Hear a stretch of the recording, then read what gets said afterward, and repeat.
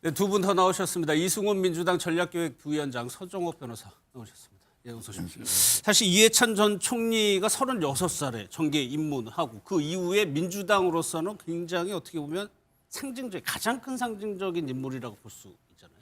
그렇죠. 민주주의의 상당히 거목이시고 지금 돌아가신 이후에 굉장히 우리 정치권에서 허전함을 많이 느끼거든요. 예. 애도의 물결이 넘쳐나고 있고 그만큼 얼마나 이해찬 전 총리께서 중요한 사람이셨는지 그리고 얼마나 우리들에게 민주주의를 일깨우고 버럭의 찬이라는 말은 들었습니다만 정말 쓴소리를 전혀 눈치 보지 않고 하셨던 부분에 있어서 저희들이 느끼는 감정이 굉장히 크고요. 또 김대중 전 대통령이라든가 문재인 전 대통령 그리고 노무현 전 대통령까지 이렇게 전직 대통령을 만들어내는 데 있어서 전략적인 것들을 모두 수집하는 전략기획통으로서의 역할을 굉장히 잘 소화해내셨고 그런 과정 속에서 국민들께 특히 민주당 지지자들에게는 굉장히 통쾌함을 주셨었거든요. 그런 분이 이렇게 베트남에서 떠나가셔서 애도의 마음들이 더 큰 것 같습니다. 예, 내일 새벽에 서울로 응구가 된다고 하는데 오늘 민주당 회의에서는 묵념하는 시간이 있었습니다. 그 영상 보고 이어가도록 하겠습니다.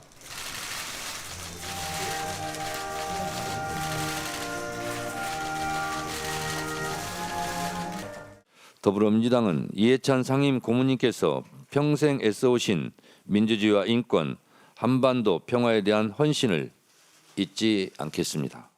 기획형 리더십으로 널리 알려지신 이해찬 고문님께서는 나중에 서면으로 대체하겠습니다.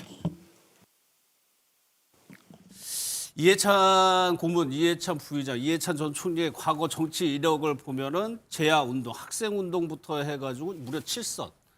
한 번도 지지 않은 전략통이었어요. 그렇죠. 말씀하셨던 것처럼 그 민주화운동의 한 증인이죠. 예. 1974년 민청학년 사건으로 투옥돼서 고문당하고 1980년 김대중 내란 음모 사건으로 투옥돼서 고문당하고 그런 과정을 통해서 1987년 김대중 그 당시에 대표에 의해서 관악 의뢰 공천받으면서 처음 정치를 시작을 했었고요. 말씀하시는 것은 나오는 때마다 선거에서 진 적이 없었었고 그다음에 민주당이 지지난 총선에서 180석을 얻게 만드는 과정에서 당대표 역할을 했었고요. 따라서 민주주의의 거목이기도 합니다만 민주당의 산 역사 중에 한 분이시죠. 그러네요. 그래서 네. 김대중 정부 때는 교육부 장관으로서 교육 정책에 대한 새로운 패러다임을 만들기도 했었고, 그다음에 노무현 대통령, 제가 노무현 대통령 당시에 청와대에서 근무했었는데 그 당시에 또 총리로서 또 중요한 역할을 하시면서 대한민국 헌법이 가지고 있는 내각제적 요소 속에서 책임 총리라고 하는 부분을 나름대로 의미 있게 실현했던 측면들이 있는 것이고, 아까 말씀드린 문재인 정부 때는 당 대표로서 180석이라고 하는 어떤 의석을 만들어냈었고, 비주류였던 이재명이라는 정치인의 어떤 새로운 어떤 가능성들을 살펴보고 지금 대통령까지 만드는 과정에서 되게 중요한 역할을 했었기 때문에 이해찬이라는 이름을 통해서 민주당이라고 하는 내부의 사정들을 바라볼 수 있는 측면에서는 오늘 진짜 아마 민주당에는 많은 분들 아마 다 관계가 있으실 거예요. 이해찬 전 총리와 아마 그래서 더욱 허전하고 씁쓸하고 말씀하셨던 것처럼 그 비주류인 이재명 대통령이 만들어 나가게 될 대한민국을 좀 더 볼 수 있었다면 좋지 않았을까라는 생각들이 더 좀 슬프게 하는 것 같기는 합니다. 그렇다고 하더라도 그 업적을 저희가 기려서 그가 생각했던 방식의 좋은 나라 민주주의 이런 것들을 좀 우리가 실현하기 위해서 더욱 노력해야 되는 계기로 삼아야 되지 않을까 생각을 하게 됩니다. 내일 새벽에 응구될 때 민주당 지도부가 다 공항으로 나간다는 얘기죠? 그렇죠. 민주당 지도부가 다 나가서 이해찬 전 총리를 모실 것 같고요. 굉장한 애유를 다 할 것 같습니다. 뭐 상징적인 지도자이고 거목이시기 때문에 민주당 지도자뿐만이 아니라 지지자들도 상당히 많이 모이실 것 같고요. 이게 기관 사회장으로 치러지는 만큼 각 기관뿐만이 아니라 각계각층의 사회에서도 이해찬 전 총리에 대한 애도 물결이 좀 조직적으로 많이 이루어질 것 같습니다. 그런데 정광재 대표, 이게 뭐 어느 같은 당이라고 하더라도 계파가 있어요. 근데 이해찬 전 총리 같은 경우는 무려 4명의 진보 진영 대통령을 만드는데 아주 중요한 역할을 하고 실제 정권에서도 그렇게 활동을 합니다. 이게 쉽지 않은 거거든요. 그렇죠. 이해찬 전 총리 뭐 크게 설명할 때 빠지지 않는 것이 민주당의 상황 그리고 선거 전략가 이런 얘기를 합니다. 예. 역대 민주당이 배출한 4명의 대통령의 선거 과정에서 정말 중요한 역할들을 했죠. 사실 김대중 전 대통령과는 민주화 동지로서 그리고 1980년 광주 민주화 운동에 대해서 김대중 대통령도 당시에 사형 선고를 받았지만 이해찬 전 총리도 당시에 광주 민주화 운동으로 옥고를 치르기도 했었죠. 예. 민주화 동지로 활동했었던 것이고 노무현 전 대통령하고는 사실 나이 차가 6살이거든요. 노무현 전 대통령이 46년생이고 이해찬 총리가 52년생임에도 불구하고 정말 격의 없이 지낸 것 같아요. 예. 근데 그 이유는 1988년에 13대 국회가 개헌하고 당시에 50 청문회라는 게 있었는데 같이 등원 동기인 동시에 청문회 스타로 두 분 다 활동을 했었어요. 맞아요. 그러면서 노무현 전 대통령이 대통령이 되는 과정에서도 상당히 큰 기여를 했었죠. 이후에 뭐 문재인 전 대통령이나 특히 이재명 대통령이 되는 데 있어서는 이재명 대통령은 사실 당내에선 비주류였거든요. 그럼에도 불구하고 이해찬 전 총리가 이재명 후보를 전폭적으로 지원하면서 2022년에도 대선 후보가 될 수 있었고 이번에도 대선 후보는 물론 대통령까지 될 수 있었으니까 민주당으로서는 정말 상당히 애석할 것 같아요. 예. 노무현 정부 참여정부 시절에 이제 국무총리를 지내면서 책임총리라는 별칭이 있었죠. 대통령제 하에서 총리가 그만큼 역량과 권한을 가졌다는 건데 국회에 나가서도요.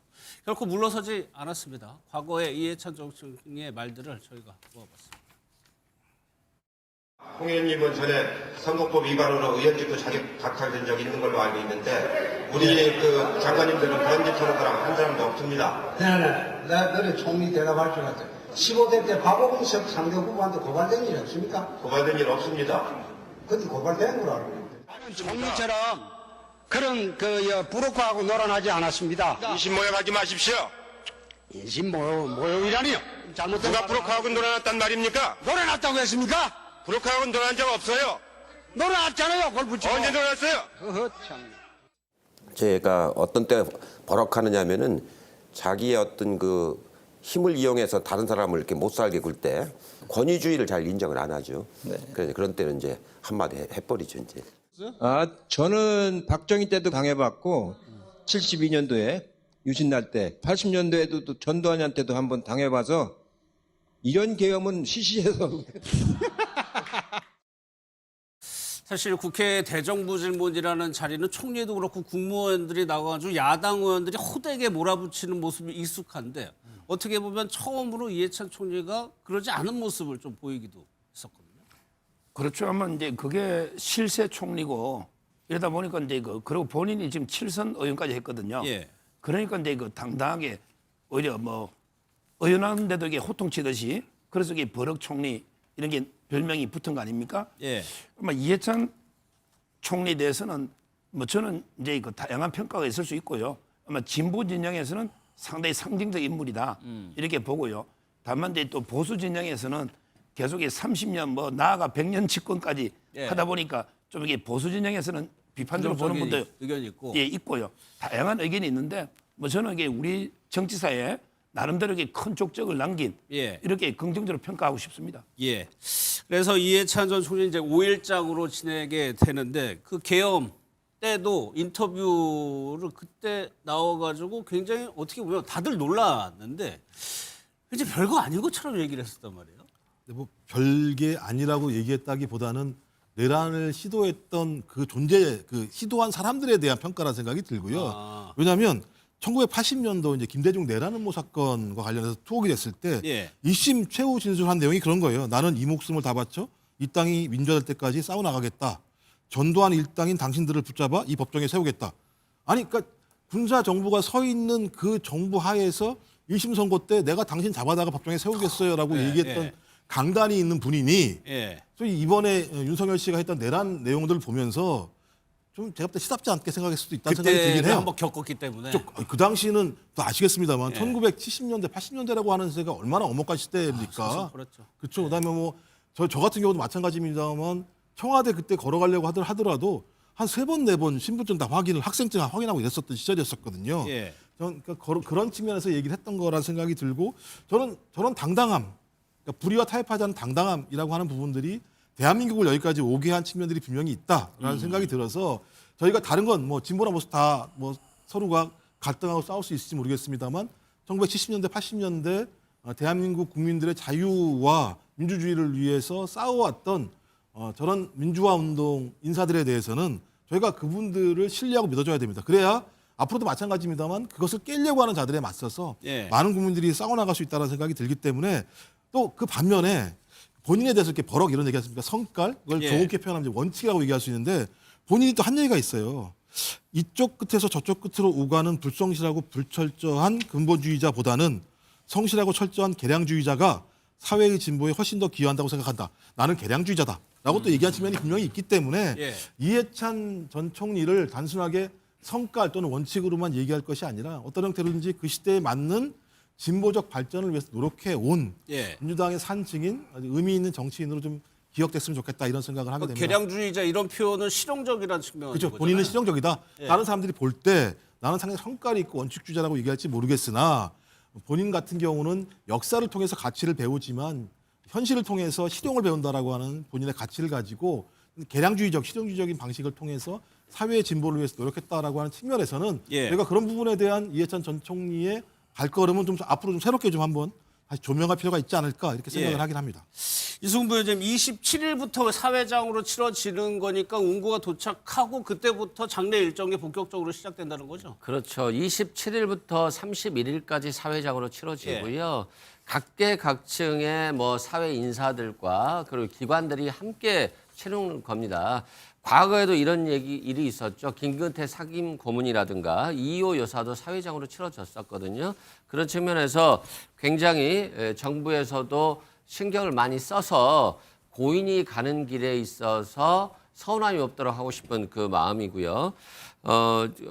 이번에 그 윤석열 전 대통령에 대한 계엄 선포에서도 그냥 미친놈들이라고 한 거잖아요. 예. 지금 같은 이 시기에 계엄을 한다 할지라도 국민들이 또 국회의원들이 또 군인들이 다 계엄에 동조하지 않을 것을 아는데 이 사람이 무도하게 이런 짓을 저질렀으니까 금방 제압될 것이다. 이런 마음이죠. 민주주의에 대한 확신이었다라고 생각을 합니다. 예. 그렇기 때문에 별로 걱정하지 않고 잠을 주무셨다라고 하는 만큼 민주주의에 대한 확신이 높은 분이세요.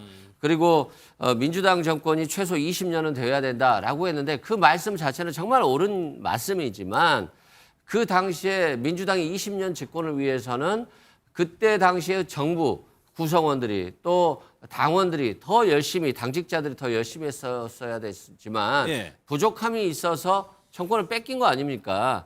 그 참혹한 세계를 우리가 경험을 했고 그래서 다시 이해찬 전 총재가 또 우리 이재명 대통령을 대통령 만드는 데 앞장을 섰었고 정권이 바뀌어서 예. 자신이 생각했던 정치 방향성들을 조금 더 이재명 정부를 위해서 쓸 수 있었더라면 좋았을 건데 너무 아쉽게 가서 좀 아쉬운 마음입니다. 안타깝습니다. 알겠습니다.